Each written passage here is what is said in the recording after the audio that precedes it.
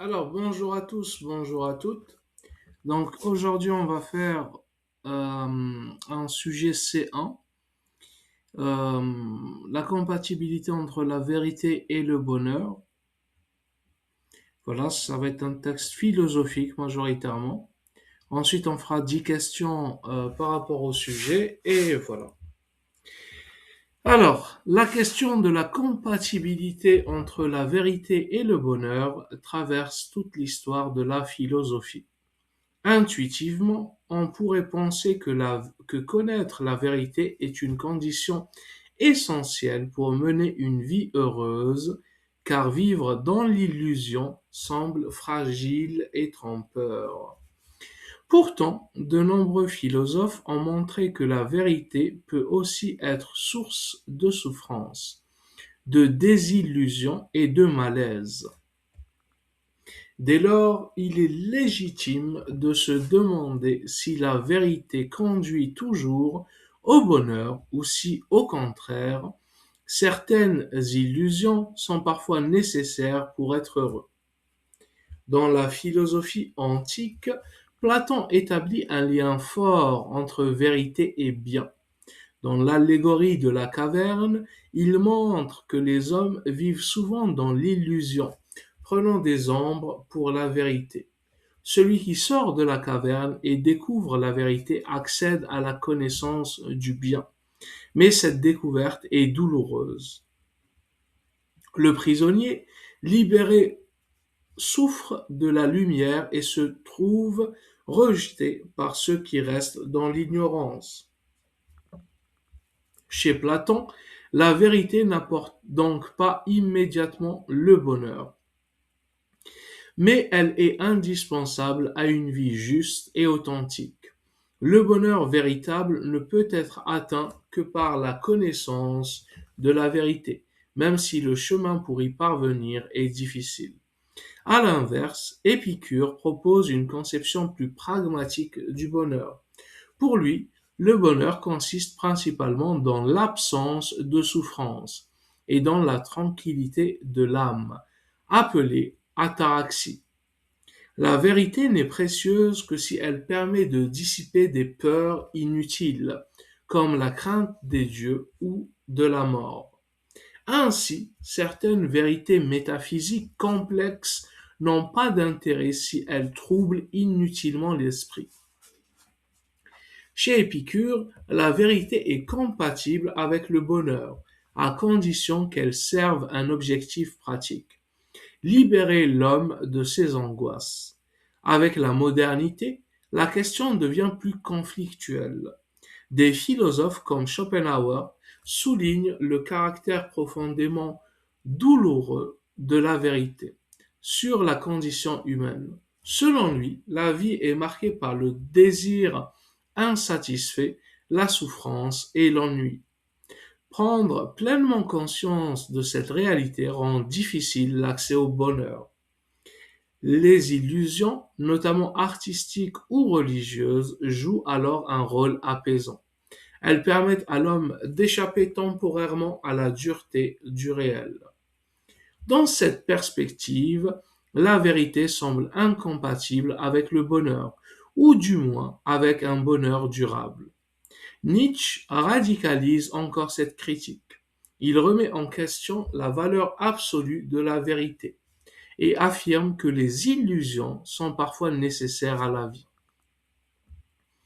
Selon lui, l'homme ne cherche pas naturellement la vérité, mais ce qui lui permet de vivre et d'affirmer sa puissance. Certaines vérités peuvent être destructrices si elles affaiblissent l'individu.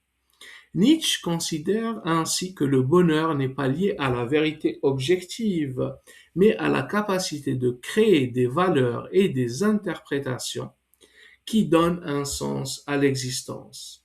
La vérité n'est donc pas toujours compatible avec le bonheur et elle peut même lui être opposée. Cependant, d'autres philosophes défendent l'idée que le bonheur fondé sur l'illusion est fragile et superficiel. Spinoza, par exemple, affirme que la connaissance rationnelle du monde et de soi-même conduit à une joie véritable. Pour lui, comprendre les causes de nos émotions permet de mieux les maîtriser et de se libérer des passions tristes. La vérité devient alors un moyen d'émancipation intérieure, même si certaines vérités sont difficiles à accepter. Elles offrent une forme de bonheur plus stable, fondée sur la compréhension plutôt que sur l'ignorance. Enfin, on peut adopter une position nuancée en reconnaissant que la relation entre vérité et bonheur dépend du type de vérité et de la manière dont elle est vécue.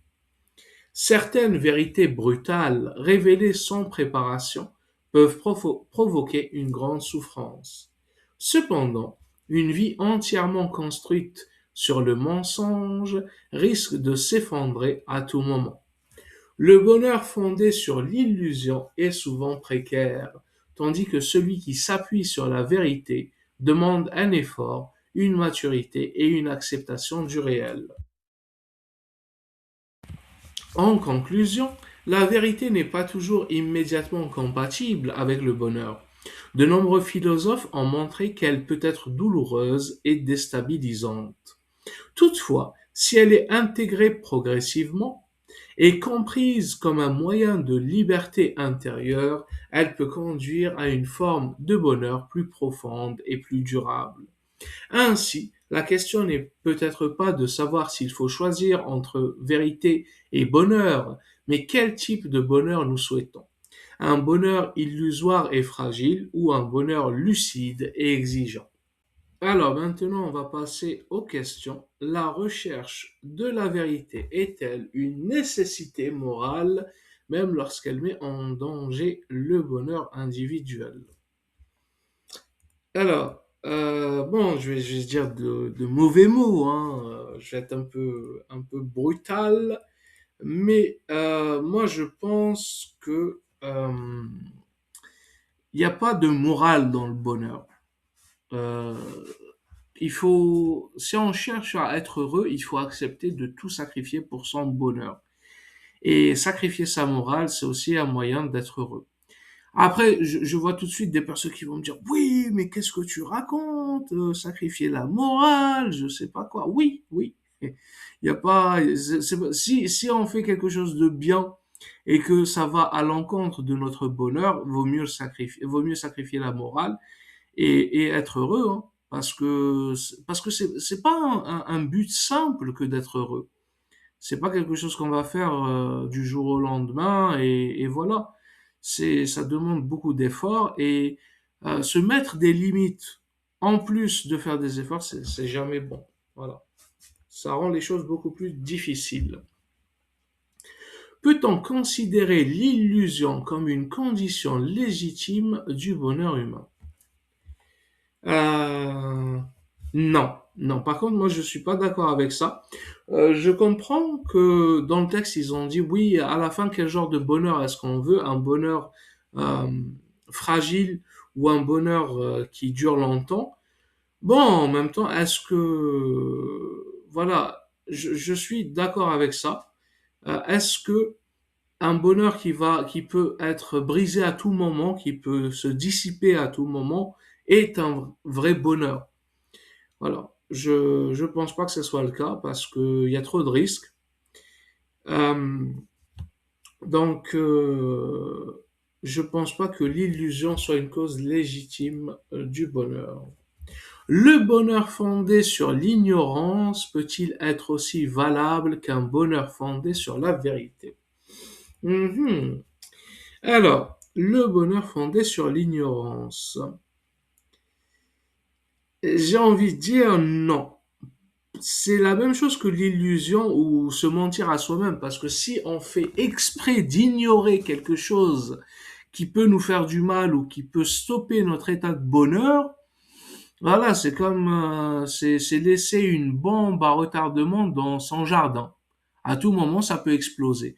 Donc après, il y a certaines personnes qui vont me dire, oui, mais si moi je sais même pas ce qui peut me faire du mal. Je vais pas commencer à chercher exprès les raisons qui vont me faire du mal ou qui vont briser mon état de bonheur. Et donc voilà. Donc oui, le bonheur fondé sur l'ignorance peut-être est aussi valable qu'un bonheur fondé sur la vérité, mais pas une ignorance volontaire. Ça doit être involontaire.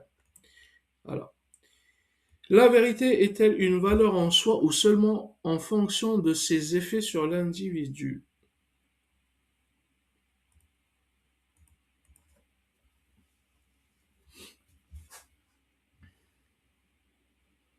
Alors, là, j'ai pas trop compris. La vérité est-elle une valeur en soi ou seulement une fonction de ses effets, en fonction de ses effets sur sur l'individu? La vérité est-elle une valeur en soi? Je pense que la vérité ne doit pas être affaiblie ou ne doit pas être considérée comme un moyen. La vérité, c'est la vérité. Il faut pas la toucher, il faut toujours la chercher, il faut toujours la respecter, il faut pas la dénigrer parce que c'est quelque chose de très important. C'est la base, c'est la fondation sur laquelle on peut construire quelque chose. De ce fait, si on essaye de magouiller avec la base, on aura un immeuble qui est faible ou une maison faible.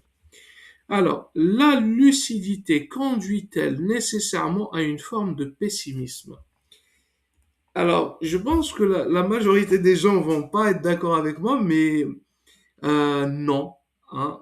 Il y a certaines personnes qui disent oui, mais parce que et des personnes que j'ai croisées qui étaient intelligentes, hein, vraiment. Mais ils disent oui, quand on est intelligent, on est forcément malheureux. Mais qu'est-ce que tu racontes? Mais qu'est-ce que tu racontes? Parce que concrètement, être intelligent, c'est avoir un cerveau qui fonctionne beaucoup plus vite et beaucoup mieux que les autres. Donc, c'est trouver la solution à des problèmes beaucoup plus facilement. Maintenant, si c'est un problème d'argent, un problème de santé, un problème mental, un problème psychologique ou autre chose, utilise ton intelligence pour régler tes problèmes. Donc, je comprends pas comment une personne va me dire, oui, mais parce que je suis intelligent, donc je suis beaucoup plus malheureux que les autres. Mais c'est du n'importe quoi. C'est que t'es stupide, en fait. T'as beau avoir un cerveau, t'as beau avoir une voiture de sport dans ton cerveau, genre t'as beau avoir un moteur très puissant, tu sais pas du tout l'utiliser si tu penses que ton intelligence va te pousser à la dépression. Mais il faut être, voilà, il faut pas réfléchir. Donc voilà. Je pense que au contraire, la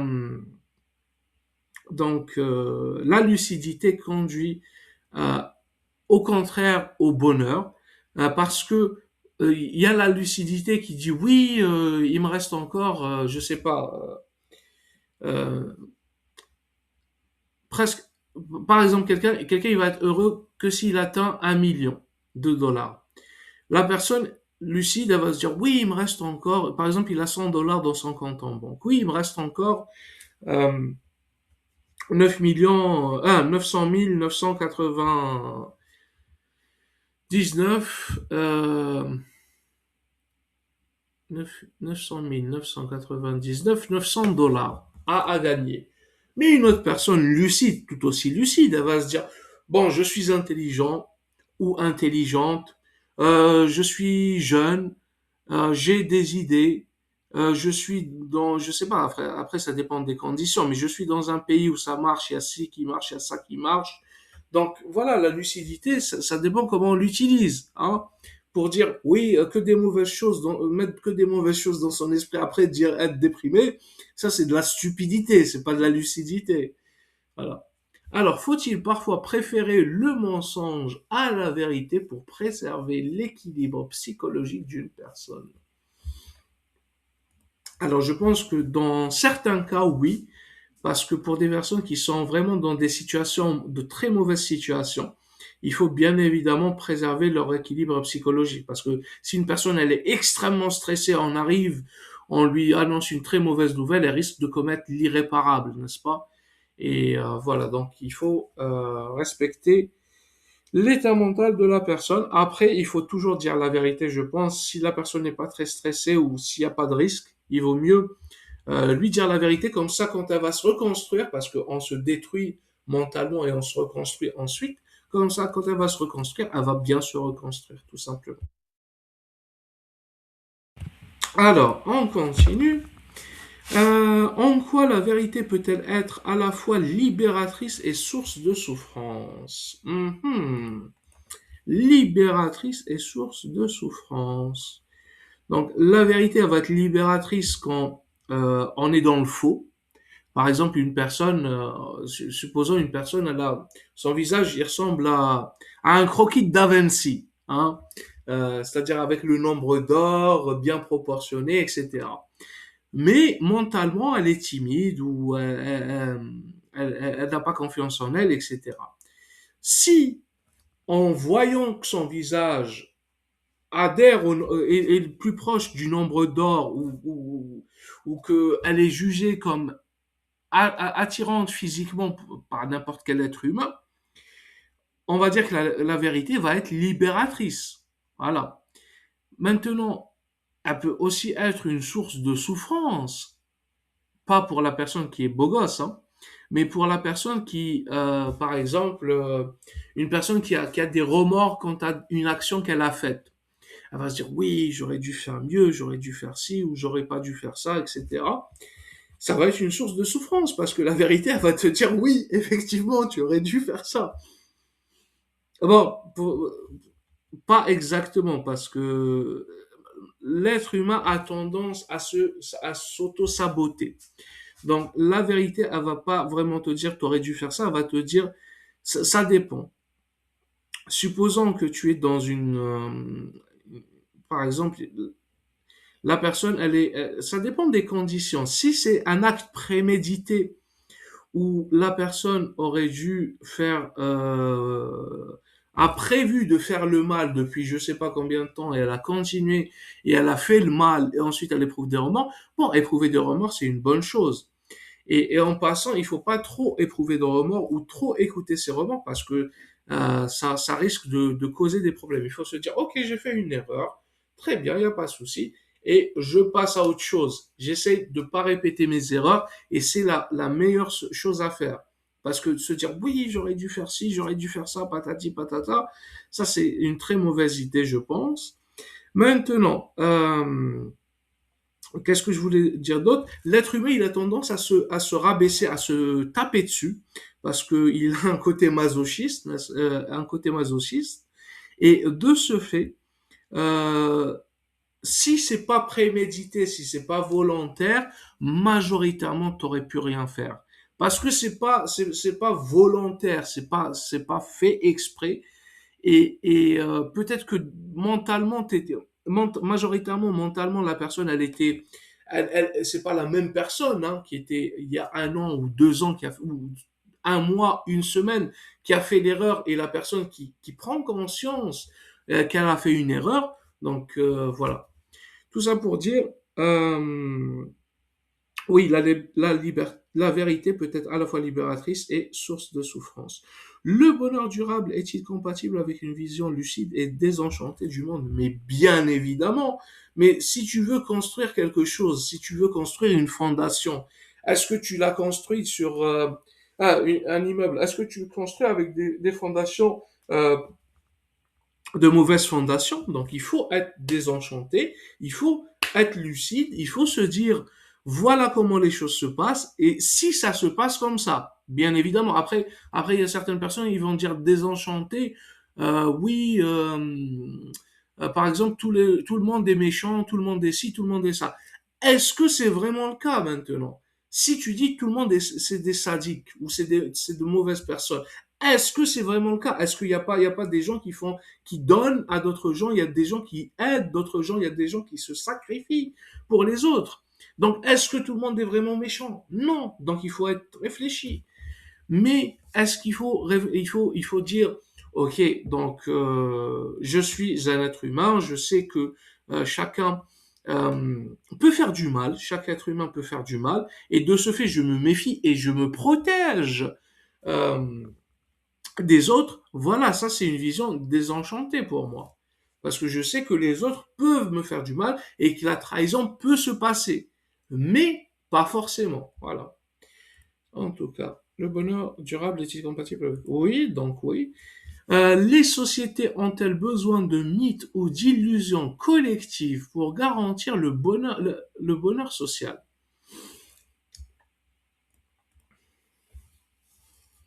Alors, moi je pense que oui.